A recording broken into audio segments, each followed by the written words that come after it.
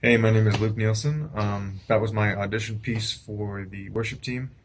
I was playing Amazing Grace. I chose that song because it almost sounds like a jazz standard. It has a really simple melody, and you can almost match a single chord to every single note of the melody.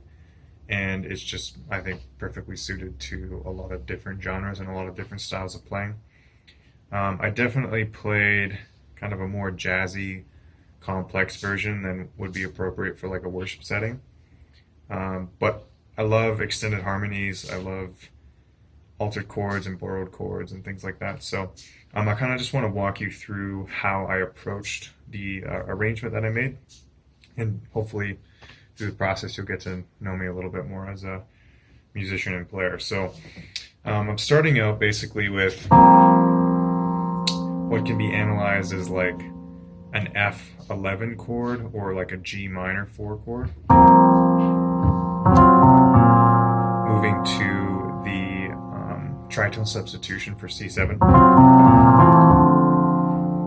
And then what I'm doing here is just like an F9, G minor, and that's like an altered C7 chord, F7, and then like you can analyze that as like an A7, what is that? Like 13 chord, moving to a B flat chord,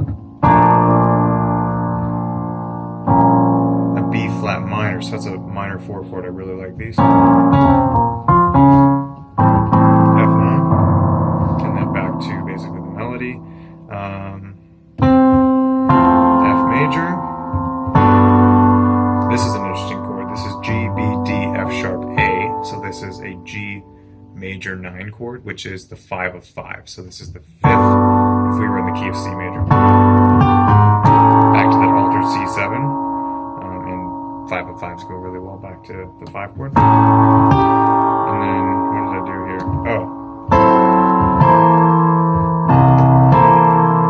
So this is like kind of a classic jazz voicing. I've got my root C, my 3rd, my 7th, my 3rd again, my 13th, and then my.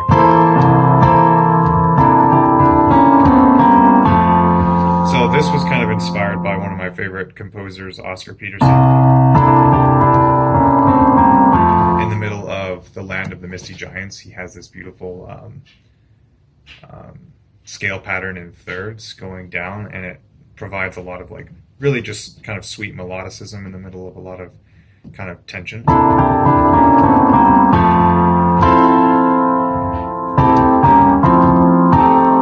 So what I'm doing here is just kind of an A minor chord or a C major chord, however you want to analyze it. Moving to like an altered C7, back to F, A minor flat 5, and then I'm kind of moving out of that locked hand positioning here. I'm doing a C minor 7 chord here, or you can analyze it as like a C major 7 sharp 9. F with a B flat in the bass, and then my D minor, the minor 4 chord again. This is like an F9, 13 or 11.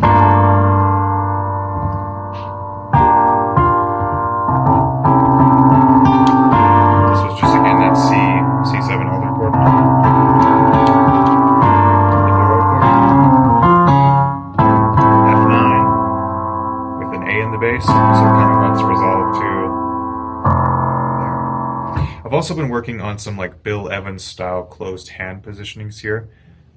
He has this technique where he drops the second highest note in the chord. So if he's playing, for instance, F major, let's say he's doing A, C, D, and F, he's going to drop the second highest note D into the bass, and then kind of a locked hand close chord progression. So you can do other things like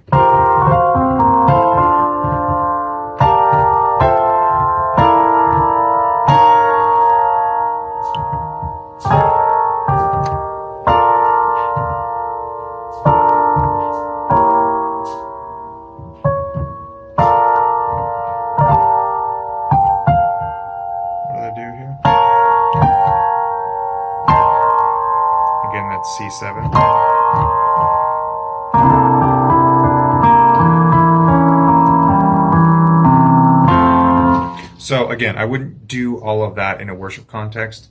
What I'm trying to show is that, I've studied my theory, I've studied my chordal harmony. I wouldn't use a lot of that. For instance, if I'm playing with a bass player, I'm probably not going to do bass lines. I'm not going to be adding a lot of you know, passing tones or chromatic tones in the middle of a worship setting. But I just wanted to show you kind of my knowledge of theory and playing. I've got a lot more to learn, but that's kind of what I'm working with now. So thanks for listening, and I look forward to hearing back from you.